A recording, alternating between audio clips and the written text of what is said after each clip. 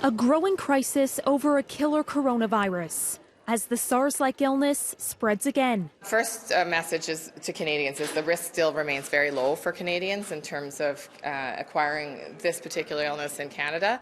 The World Health Organization calling the situation serious, but deciding not to declare this a public health emergency of international concern yet.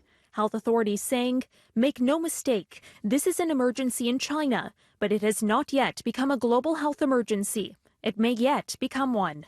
Ground zero is Wuhan, a city of 11 million people who are now living in uncertainty. As you guys can see, the streets are a bit empty.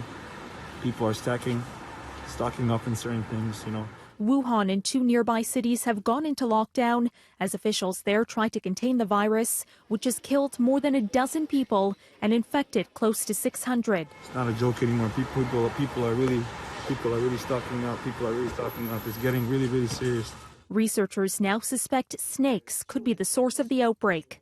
But China's coronavirus is on the move. Take a moment to look at this. Multiple places in 2 continents reporting cases. This map showing how it's spread to other parts of the world.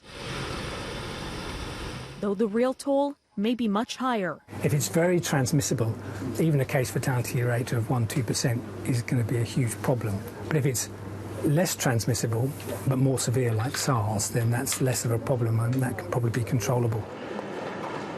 There are no confirmed cases of coronavirus in Canada, but this country is on watch. 6 people are under hospital observation in Vancouver and Quebec, from which 1 has been cleared of having the new virus. The fact that there are some cases that are under further examination is actually a good sign. It's a sign that our system is working. Medical experts say a more complete clinical picture will again depend on the level of contagion. It is vital, clearly, that we understand the rate of human-to-human transmission. That will determine the feasibility of control.